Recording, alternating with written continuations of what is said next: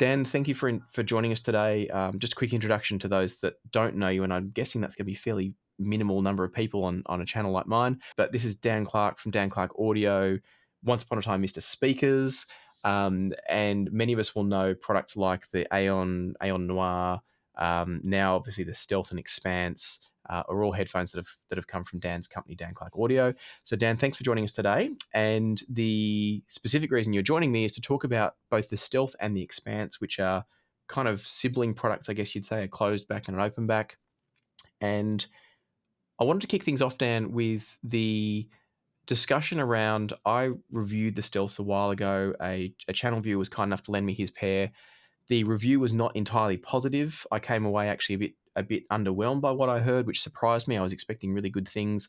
I loved the Aeon 2 Noir, so I sort of came in expecting something as good as, but obviously better, I guess I should say, because it was the next model up, and was underwhelmed. We've then since discovered through me getting a second pair that there was potentially an issue with that first pair, and I know that came back to you. So do you want to talk to us a little bit about when you received the pair back from Jim, who was the owner? What did you discover? Tell us a bit about why I would have heard something different to probably what most of us would have expected. Yeah, when you shared me your initial results and compared the two headphones, I kind of suspected what the problem might be, and if that's what it actually was when it came back.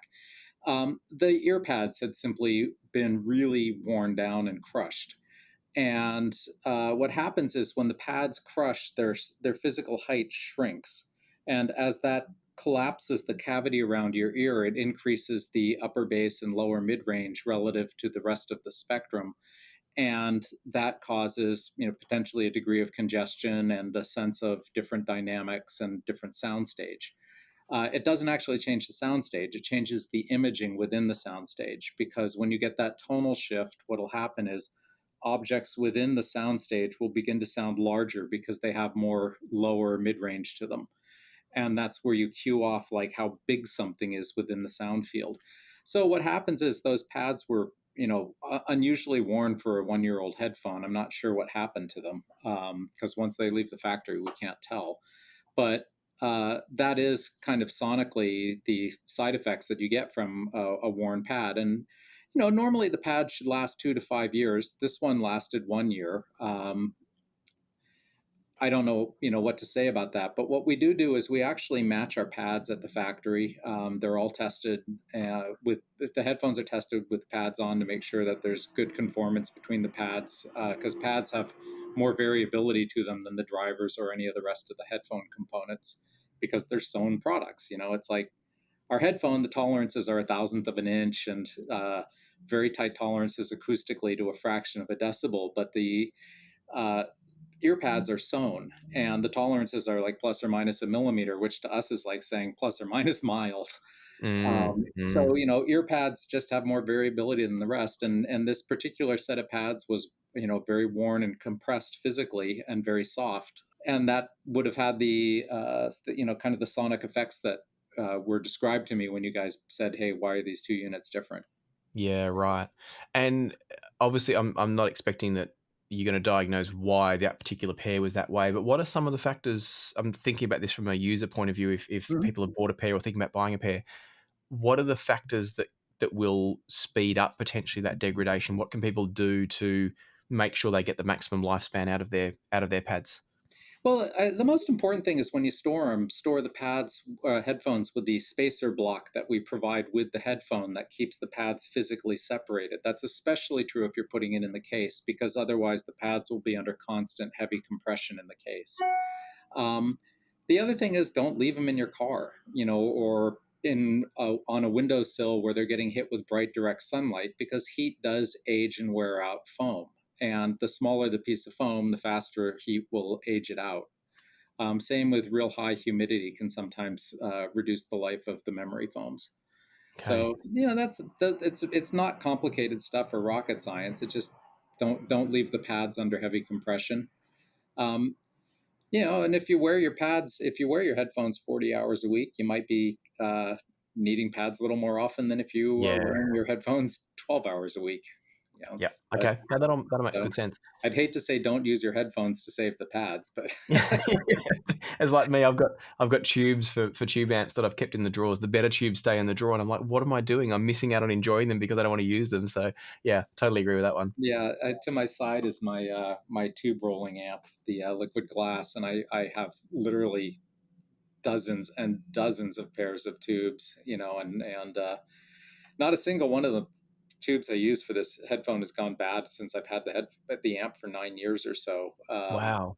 Yeah, so it's and it's kind of comical that I bought that many, and I think I'm the same. Having all the backups that you never actually need because they last for years and years and years and years and years. And that the other point I guess we should talk about, Dan, with the pads is if someone in the future, that 2 to 5 year range does need new pads, what's the cost and what's the process involved? Is it tricky to do? Is it easy?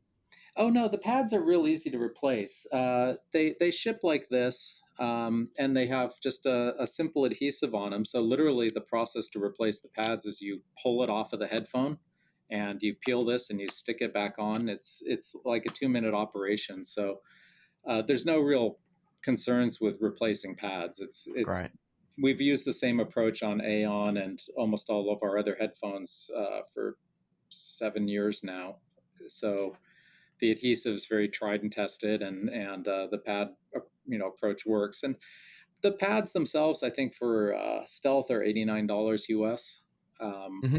so, we try to not make accessories like pads and cables exorbitantly expensive so that normal wear and tear doesn't turn into a costly pain in the what for people. Yeah, yeah, and that's on par with like that pricing's on par with not that you can buy them for your products, but for other products, things like the Taconi pads, the ZMF pads, they're all priced in a similar ballpark. So that's totally fair and reasonable for sure. Yeah, actually, Deconi makes pads for the Aeon headphones as well. Ah, they do they? Okay, I Yeah. haven't delved into their range for a while now. Okay, that's Mhm. good to know. Excellent. Let's start talking now about the Expanse and a little bit about the Stealth as well. Um, the first thing I didn't actually mention this in the email I sent to you, but I was curious to know is the driver from a design point of view, the driver between the Stealth and the Expanse, is it essentially the same from a design? I'm guessing there'll be tuning differences, of course, because it's open back and closed back, but is the general kind of concept of the driver the same, and then it's tuned with the housing it sits within and the meta material in front of the driver? Is that what's going on? Yes, it is the same driver platform. That's correct. The tuning is Yep. different, and the AMTS tuning is different. Okay, fantastic. And I'm deliberately not asking you to go into detail about the driver design and even some of the tuning decisions because you did two great interviews with Jude on HeadFi. The first one being when you released the Stealth, and you really talked a lot about how much of a length you went to design the driver in that one. And then again with the Expanse, you've talked about some of the changes you were able to make in the tuning because it was Mhm. an open back. So I'm going to encourage people to go and look at those videos for that level of information. I think those were fantastic and informative videos. So that's why I'm not trying to delve down the path of some of those discussions. One of the things that's really striking, actually, I might grab the pair here that I've got. One of the things that's really striking about the Expanse to me, um, and probably for a lot of people, is this back grill. If I just hold that up, it's a Mhm. really unusual back grill that's it reminds me of almost a netting type look, but it's not a regular sized pattern. And I was curious to know was that a decision that was acoustically based to design it this way? So you got the different sized holes in different positions, or was it more just an aesthetic thing to make the headphones stand out and look a bit different? 100% aesthetic. Okay, Yeah. As interesting. long as the back is open enough to not create reflections or obstruction of the moving air stack, if you will, uh, Hmm. it doesn't really have much effect on the sound. Okay. So the goal here was that we wanted to create something that was a little more design forward, if I Hmm. want Hmm. to say it that way. There's a bit of a trend in design called generative design, which keys design concepts off of organic forms. Mm. And oftentimes it's because through evolution or, as the primary mechanism, biological forms have developed very efficient uses of space and very high strength to mass ratios. And in this instance, if you look at the pattern, it looks in many ways almost like the section of a plant stem. Yeah, good point. It does. Um, and there's, basically cells which arrange themselves according to the geometry of the area and also vary in pitch as you move from the center to the edge. And we thought that provided just a really interesting visual aesthetic, along with, it's hard to see with a camera, but along with the kind of subtle blue accent that's under there that mirrors the stitching on the top.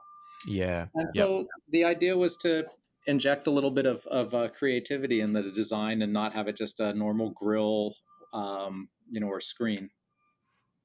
I like it. It's certainly unique. I'm not yet convinced I like the Expanse aesthetically over, say, the Stealth. I love the look of the carbon fiber in the Stealth, but yeah, I like the fact that you've done something different and it's unusual. It gives it a definitely an aesthetic and a style of its own, which is great. Obviously, style is always going to be preferential. Some people are going to love it, some people aren't going to love it, and that's up to the individual, of course. So I'm not trying to define that for the world there, but the fact that you've done something different, I think, is always nice to see. We touched on this briefly when you were talking about the pads earlier. The change in the tuning of the headphone will change how we perceive soundstage. And that was one of the things I was really interested in as I'm listening to the Expanse, which I really, really like. One of the things that struck me with it was it's got a fullness to the sound that's quite different from the Stealth. Yes. And in having that fullness to the sound, it stages differently. Another headphone I've got here is the Meza Elite. And in going between the two of them, the Elite has quite a big dip and a big cutout in the I think from memory, it's around the 2 kilohertz range. It really kind of dips away. There's quite a wide, deep cut.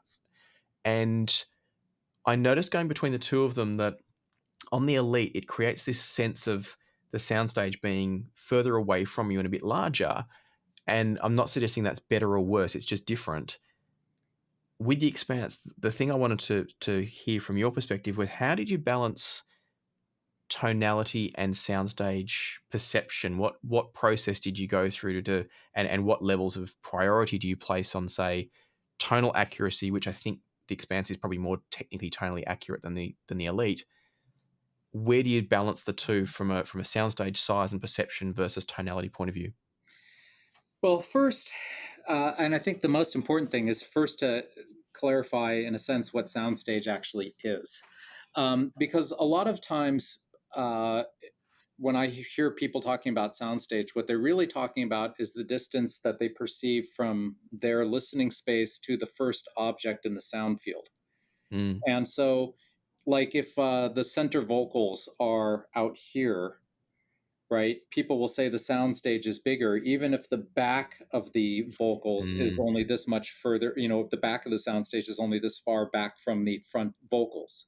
In other words, that soundstage is really very shallow. It's more like you're some seats removed from the source, but yep. the stage itself is very compact. Mm, That happens a lot with headphones. And in fact, with Expanse versus Stealth, one of the first things some people will say is, well, like with some people have told me I think Stealth soundstage is bigger than Expanses, and when I ask what that, why they would say that, because I don't perceive it that way, mm, they'll say, oh well, the vocals feel much closer and more intimate to me in the Expanse. Well, that's true, but if you listen through the vocals and the front instruments to where the back of the sound field is, where the decay goes to zero, where you're hearing the reverb off walls in an auditorium, whatever content you're listening to, the Expanse's depth of field is much greater. yep. Um, Now, what happens is imaging gets mixed into this. And this is where the tonality and the changes from things like ear pads come into play, because imaging is driven not by a lower set of frequencies. A lot of what determines like how big something is in the soundstage is the 100 to 300 hertz region. That's where, for instance, when you're speaking to somebody up close and in person, you hear more of their chest, whereas when they're, and the lower frequencies of the voice, when they're further away, you hear it sound a little thinner and the voices begin to, Mm, and that gives you that sense of distance. And if you close your eyes and you're talking to people and as they're speaking, you move yourself backwards and forwards to them, you can actually hear that kind of change in timbre And that happens because higher frequencies are more directional than lower frequencies. So naturally, the energy that's being directed forward from your voice in the higher frequencies is more focused and doesn't fall off as fast as the energy from the lower frequencies that's wrapping around into free space. And that directionality gives us a big cue as to how close you are to something. Because Expanse has more energy in that 100 to 250 hertz region, the sound field is closer in front. But then, because the headphone's an open back and doesn't have to deal essentially with stored energy, that sense of depth to it is deeper. So you simultaneously have a closer, like you're, 3 to 5 seats back on the stage instead of 10 to 15. Mm. Um, Yet that depth of field is much larger. Now, what happens within the field is that Expanse, because it has more of that lower mid range energy, will present objects within the soundstage that have more volume within that soundstage. So, a big object like a bass or a drum will sound like it's occupying more volume within that soundstage. Now, there are Mm. people who, it's there's not a right or a wrong approach. It's just important to understand that they're different and why they're different, and people may have a preference. It's very interesting to me that there are people who will listen to the Expanse and the Stealth, and one will have a very strong preference for the other, on something like soundstage, but it's that they're approaching how they perceive and what they prioritize differently. For people Mm. who want more pinpoint imaging within the soundstage, Stealth might be a better choice. For people who are more concerned that things sound more lifelike and have more body to them, Expanse will give a more realistic rendering. Yeah, Yeah. that makes total sense because I did some listening tests the other day between the two specifically, and I find myself tonally preferring the Expanse. It to me it sounds real. It's got weight. I talk about sort of weight and presence in the sound, which is what you're talking about, is that sense of size and scale for the bigger instruments. And for me, that's where the Expanse is. And again, this is just personal preference. For me, it is better because it makes those instruments sound more real. But I can also totally see people liking the more um, delicate's the wrong word, but that lighter weight sound of the Stealth, which, as you said, kind of allows you to hear all of the pinpoint pieces because there's not that weight getting in the way, if you like. And that sounds negative, but I don't mean it to be negative. Yeah, Um, but well, it is in a sense. It's sort of like I think people listen in different ways to soundstage, and I think if you want to, I actually think of it in almost the same terms that you just used. I feel like you have to be willing to see through or hear through the first object to hear where the other things behind it are spatially. And many people don't listen that way. It's just a different approach to it. Some people are really looking for things to be presented as points in space, and other people don't cue off that, and they listen through the objects that are to the front to hear the objects that are to the back, and it's just a yeah, different approach. yeah, absolutely. I'd love to see some research done on this, because I think there's interesting food for the industry in that. But it's right now that's just kind of how I experience it, and over the years from talking to hundreds and hundreds of people, got a Mm, little bit of sense for how other people perceive and experience soundstage too now. yeah, And I you mentioned something tend really to say that interesting. there are two Sorry, go on. classes of users there. There's the pinpoint imaging versus the big presentation.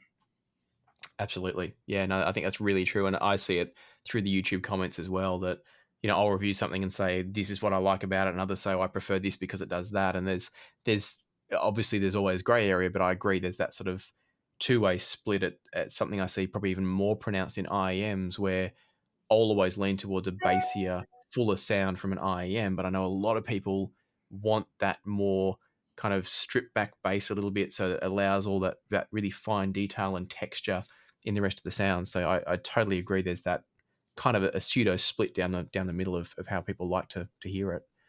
You said something really interesting that I wanted to dive back into for a second about the stored energy in the Stealth. Can you explain a bit more for us what you mean when you talk about stored energy in the Stealth and how it impacts the perception of the sound? And you were specifically talking about in relation to the Expanse not having that and therefore being able to give us that greater sense of kind of depth and layering beyond that first sound. Can you tell us a bit more about what you mean and how that works? To a point, I'm not. I don't want to give away too much in the way of trade secrets, but Yeah, the bottom line absolutely. is, if you think about how a closed headphone works, the energy that comes off the back of the driver is captured within this cup. And if you don't do anything about that, just putting your hands over your ears gives you a clear sense of that cuppiness where Mm, even if your hands aren't physically touching your head, you can still perceive that they're there. And that's because sound is being bounced between your hands and your ears, and it's no longer a free space of air. Uh, Now, in a headphone, the same thing's happening. But the cup is sealed, so there's a propensity for it to oscillate within the cup. And what we've done is we go to great lengths to kill that oscillation, so that you don't have any sense of that cuppiness. But an artifact of that is that it does impose some physics on the driver that, to me, make the far field of the soundstage come further in than the expanse. But as a closed headphone, it still has a soundstage that can compete with many of the best open headphones. Expanse just takes that further. yeah, I totally. And from my listening, I totally agree with that. It's and going back to my first review, one of the complaints I had when I first listened to the Stealth, the pair that we now know had the overworn pads, was that it lacked that. I'd seen other people talk about it and say, "Oh, it's got this great soundstage for a closed back headphone," and when I heard it, because of the issues we discussed, I didn't experience that. But now with this pair, it was one of the very first things that struck me when I put them on. I went, "Oh, okay, that's that's what everyone's talking about." And then I agree, the Expanse goes that next step again. Yeah, what'll happen with that is, and you can take any headphone and do this too. If you take the headphone and you push in on it, you're going to hear the upper bass and lower mid range get fuller, and it's going to sound bassier and maybe a little boomier. And Mm, in most instances, you'll hear the sound field uh, change. Where the first row will get closer in. Um, if you have too much of it, or the energy is bleeding up into like 300 to 400 hertz, then you start to get what I call, what's called mud, and that will begin to fill in the space between the instruments, mm. and make things increasingly congested. And so the more worn your pads are, on any headphone, the more that will occur relative to its sound with a fresher set of pads. Yep. Yep. Makes sense. One of the other things while we're talking sort of tuning and qualities of the sound, one of the things I've really noticed and liked about the Expanse. Actually, I've got two questions here, and I didn't mention one of these in the email, but I think you'll be okay with it without any notice. When I first plugged in the Expanse, I had a quick listen, and I thought, "Yep, they're nice. I'm not sure if they're going to want to position, if they're going to sort of knock anything out of my collection and make me want to mix up what I keep here and buy a pair." And then over time, I do feel like they've kind of opened up and become more alive. So this might be one of those dreaded questions that people don't like to talk about. But from your perspective, should we expect a sense of actual physical burn in? People talk about brain burn in and physical burn in. To me, it sounded like there was actually some physical change happening, and therefore the sound changing. Is that to be expected from your perspective? Yeah, we burn the headphones in substantially so that they're like 80% burned in by the time they get to the customer. That allows Okay. us to match them and have good confidence that that match will last over the lifespan of the headphone. But that said, there is additional burn in that happens, and generally, what will happen is the bass will get tighter. It won't change so much in quantity. It will just become a little better damped as the drivers start to settle faster and more smoothly once they're stretched to a steady state. And then the other part of it is that the soundstage typically tends to get deeper, and the imaging tends to get a little cleaner, and more articulated. Okay, which is you've described exactly what I heard from these. But my first thought was, yeah, they're nice, but they're not as they weren't clarifying the positions in space as much as I kind of expected them to. And then as I listened more, I was like, okay, no, that's more what I was expecting as it started to open up. And so is it all down to just the driver materials kind of flexing and stretching, Pretty etc.? much. What happens in a diaphragm, I always laugh when people are like, "Burn-in's not real. It's just your ears or your brain," and it's like that's just not true. In a Okay. conventional dynamic driver, the rubber surround will essentially stabilize in its stiffness as it goes through movement cycles that will flex the material, and they will become more uniform. and typically a little looser. Similarly, in dynamic drivers, the spider that kind of holds the voice coil in place down on the bottom will do the same thing, which is a piece of corrugated, stiffened fabric. And these physical materials take a while to work in and get to a steady state. They do get looser with time, but it's asymptotic. And so eventually it will get to a point where any changes are so incremental and small, you're not going to notice them. Same happens with the planar driver. And the reason for that is that in a planar driver, you have multiple things going on. The first is that the substrate itself is a PET material, and then on it is aluminum. And that has been stretched under tension, what gone through a process that we call V-planar to knurl it and give it some scalloping and contour. And aluminum doesn't stretch, like PET does. And so what'll happen is the aluminum kind of has to hit the point where the physical structure of it stabilizes and reaches a steady state. And until it does that, different parts of the surface of the driver won't stabilize as quickly after exposed to a transient. And because you have a different substrate than the aluminum, PET, you have two different materials which have different rates of different modulus of elasticity and will stabilize at different times. And so Okay. it just takes a little bit longer for the aluminum basically to get to a steady state than for the actual PET. Yeah, right. Okay, that's really interesting.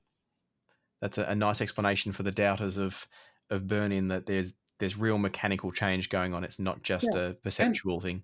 I don't tell, I generally say, look, Mm. it's not night and day. If you absolutely hate the tonality of the headphone when you put it on the first time, you're not gonna burn-in's not gonna change that. The effect might be Yeah. a half a decibel here and there in the spectrum, which generally is not enough to make people say, oh, this one's tonally night and day. But Mm. that increase in uh, improvement in settling time and kind of space between the notes is probably the best thing I can say. Mm. It just improves over time and takes anywhere from 50 to 200 hours, depending on how loud you play the music and what kind of music you're playing.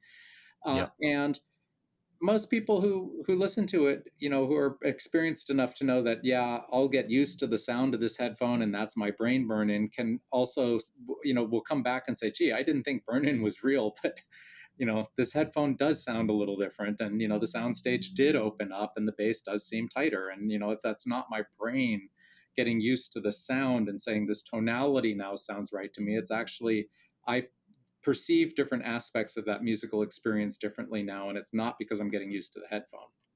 Yeah, and I think that's a really key differentiation. Is the brain burning is the tonality side of things. It's the peaks and the troughs in the frequency response, but it can't account for those changes in transients, the space between the notes that you spoke about. I think that's the really key differentiation for me, Yeah, in the and then different. again, unfortunately, there's not really science to back that up. I'd love it if there were research I could draw on to conclusively prove that. So that aspect of it is experiential, and we've tried, but we've not been able to find ways to measure it in a way that really explains what we perceive. So we keep looking at it, but at the end of the Mm, day, we're not a research lab with four yeah, people on a 4-year project dedicated to figuring out what that is.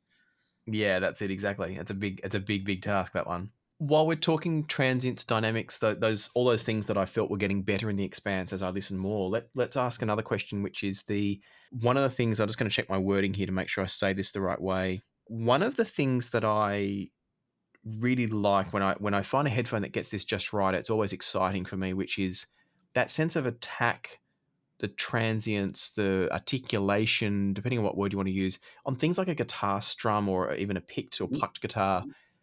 When it gets it right, and there's a few headphones that I've found that do this really well, and the Expanse is definitely one of them. I haven't thought about it in relation to the Stealth. It probably does too, but I was specifically thinking about it in relation to the Expanse.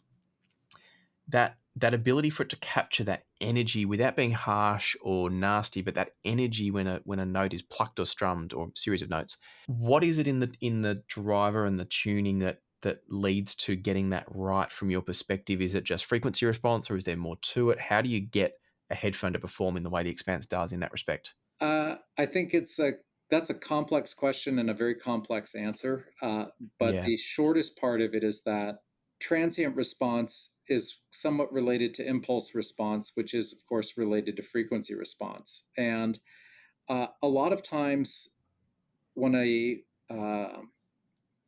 driver is underdamped, you'll get the sense that when somebody's attacking a string with a pick or striking a cymbal, that it's faster than real life. And Mm, what's happening is you have an underdamped system there where instead of having, like if the signals should go like this, it goes like this too fast and then it overshoots and then it rings. And that often can indicate that there's going to be high frequency irregularities, or there might be some time domain issues, like you might actually see ringing at certain frequencies as the driver isn't stabilizing at those frequencies when the impulse is removed. So time domain has a lot to do with that, and I think that the times when you listen to something and you go, "Wow, listen to the attack on that," it's probably going to be that same thing that makes you want to take the headphone off after 45 minutes, and yeah. just say, "Well, I'm kind of done with that." um, it's I don't know, my one of my early rules that I had in headphone voicing was if the first thing you do when you put on a headphone is say, "Wow, listen to the X," it's probably X Mm. that's going to make you stop wanting to use that headphone. I think that's a brilliant Yeah. point. It's something I used to deal with in the world of TVs, which was those TVs. You go into the shop and those TVs that are super bright and saturated, and you walk in and you go, "Whoa!" At first, they're the worst TVs to have in your living room because they're fatiguing to watch. Yep. And it's actually the ones that you maybe don't notice at first that are more true to life and natural are the ones you actually want in your living room. So that makes total sense from a headphone point of view as well. Yeah. So what we try to The do with Yep, that no. is, we try to get the attack and the time domain response to be reasonable, and so that we Mhm. we try to get to what's called critical damping, where it's neither slow and over damped, nor is it fast and excessively fast and under damped. And that sense of critical damping gives it that feel where, like, when you're listening to percussion, for instance, I just love percussion on Stealth and Expanse, particularly on Expanse, because there are times if it's a really good recording of some drums, um, the sense of attack and decay just feels super, super lifelike to me. Mm. And it's just not exaggerated, it just feels real. And that's kind of been one of the things that I was actually most pleased about on the forum in reading people's impressions of the headphone, is just how many people said, "I can't believe how real this sounds." Yep. And the fact that people are keying on that and putting it in their own reviews and comments, I think is really neat, because that was literally my highest priority, was to create that, the best sense of reality that I could. And I'll absolutely be adding my voice to that because I think the same. It's got this. What struck me and the reason I asked the transient question was it's got this wonderful balance of that presence and that weight and that scale of the big instruments, but it's not doing it at the expense of the attack and the clarity and the texture from those transients and those leading edges. So I'm completely on board with that description that they are very much lifelike and real. And look, that means for some people it's not going to be the headphone you put on and go wow because of what you said before. It doesn't draw you to any individual thing, but the overall sonic picture sounds right to me, which is Yeah. fantastic. With Stealth and Expanse, what I kind of came to the epiphany of, is that when the headphone's voiced right, it doesn't put anything to the front all the time. What happens is what comes to the front is what I choose to focus on, instead of having something thrust upon me to say, listen to the bass or listen to the vocals or listen to the cymbals. It's simply, it's well enough balanced that I can pick and choose what I'm going to listen to. And if the recording is well done and well mastered, it's just all there, kind of even handed and accessible. Yeah, I completely agree that that's what's coming through from the stealth. So, sorry, from the expanse in particular. Obviously, with the stealth, you've got different tuning because it's closed back, and you talked about that with Jude in your interview there of some of the balances you had to make between being closed versus open and internal resonance of the cut. But I absolutely agree that's how the expanse comes off. Yeah, there's one other thing about it too, and I think Axel Grell, who used to be the head designer for Sennheiser. Uh, he did a presentation that he ran at a number of can jams where they talked about how they made the Sennheiser 820, and he was specifically talking about the fact that every closed headphone has a notch in the transition from the bass to the mid range, and they tried to put it in a place that would enhance the sense of openness, and that happens to Hmm. be right around 150 to 225 or 250 hertz. Um, Now, I would argue that it's better if you can avoid a notch there. And in fact, with the Expanse or with Stealth, actually, we were able to make a closed headphone that really has no notch. It Mm. just doesn't have a suck out there. And the result is that it feels like there's more continuous sound from the bass into the mid range. It doesn't feel like the mid range can sometimes get disconnected from the bass, and that's an important thing because that also again makes the experience sound more lifelike. When we listen to a symphony in a hall, the hall is going to impart its own signature on the sound, but rarely is it going to make it sound like the bass and the mid, like the cellos, the bottom end of the cello is missing, or the upper Mm, end of the mm. upper of the bass is missing. That doesn't happen from a hall. You might get a sense of, the tilt of the hall might emphasize bass in some halls more than others, or it might have some echoing and reverb off the walls that makes the upper mid range sound kind of slappy and bright. But it doesn't make it ever feel like there's just a hole in the music. And Yeah. one of the things I'm actually most proud of with the Stealth headphone is the fact that we were able to make that bass to mid range transition without a hole in a closed Yep. headphone design. Yeah, and that's a really interesting point. I'd never thought about it before specifically, but I'm just thinking through in my head the different closed backs that I've reviewed over time, and so often they do have that notch, or if they don't, they can sometimes come across a bit kind of boxy or bloated in certain parts of the bass frequency response. So, yeah, I'd never thought about that, but it's very true with the Stealth that it just carries through. You don't get that sense of, oh, this is separate from that. So, yeah, some pretty exceptional design gone in there by the sound of it, and the proof's in the pudding for sure. We talked a bit about soundstage before, and we were talking about the depth and the layering versus the distance from the sort of first sound. One thing I wanted to ask you about was the different headphones will present width and depth quite differently. So if I Yeah. think about, say, the ZMF Atrium is a headphone that's not particularly wide, but it throws this very lovely kind of deep spherical stage. I feel like the Expanse, because and I'm guessing part of this is to do with where that first sound presents, will create some level of that sense of overall depth. Um, but I was curious on your take in terms of the tuning and the general design of the headphone. What's creating, or how do you control as a designer, or do you even control it, or is it just, you focus on other things and this falls where it does, the balance between width versus overall depth? And when I'm talking depth here, I'm talking about total depth of soundstage, including the first sound and where the back of the soundstage might be. Where does that come from? Do you control for it, etc.? The soundstage is something that we definitely try to engineer into the headphone. That it changes significantly as you go through the line. Our higher end headphones have more soundstage because we engineer more of it in, and it takes a lot of time and work to get that done. You can probably tell by how many headphones that you've listened to where the soundstage is kind of like between your ears, Mm, or at most is out to here. Uh, that it's not trivial to get there, and it definitely is not just from frequency response. There's an awful lot that goes into engineering it so that you get more soundstage. yeah, right. But that took me a decade to work out, so we don't want to share all those details. Yep. No, that's fair. That's totally fair. Are there any sort of key areas and I'm not asking key areas in terms of specific frequency or anything, but is it a focus on frequency response? Is it a focus on the damping or the positioning of the driver, or is it just a combination of everything?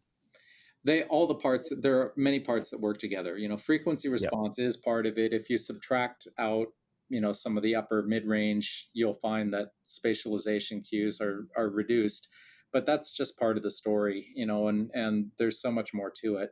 The other thing Yep. that helps with the soundstage is the use of our AMTS technology. Mm, Because mm. what that's doing is it's getting rid of all the echoes and or reverberations that are occurring around your ear within the ear pad, and as a result, basically you're getting the initial high frequency information to your ear, but then you're not getting reflected waves that are going back and forth between the transducer, the ear pads, and your ear. That's especially true for the closed back stealth. Because of the way the Expanse is engineered, it also is true for that in a way that is a little less common for open headphones, which tend to have a little fewer, little easier time with standing waves. Mm. Because in some ways, the especially for planers, the wave energy that's reflected off your head in an open headphone hits this very light driver and then can tend to move through it to a degree. Yep. There's almost always damping on planar drivers, and that's where that to a degree comes into play. But with the AMTS, that's taken out for the open headphone too. Okay. So we try to make it so that that's just not a factor, and that does make the sound staging and imaging experience more consistent between listeners, as far as I can tell. Yep. Yep. Fantastic. No, that's brilliant. That was exactly the sort of info I was looking for. We're not asking you to disclose trade secrets and tell the world how to make your headphones. Yeah, So here's the that's brilliant. cookbook. Yeah, that's right. Exactly. Now that wouldn't be fair. They'd be taking all the fun out of it for us to see what comes next out of the DCA Skunk Works, that's called, or the think tank. So no, that's brilliant. Dan, I do have to wrap up there because I've got a client call coming up. But thank you so much for your time. Really appreciate it. I'm sure the viewers will appreciate it as well. So thank you for sharing your knowledge and also the insight as to the stealth situation, so that people can feel a bit more comfortable if they're thinking about buying a pair, already have a pair. I think it's been great. So thank you so much. Thanks, Lachlan. It was a pleasure talking.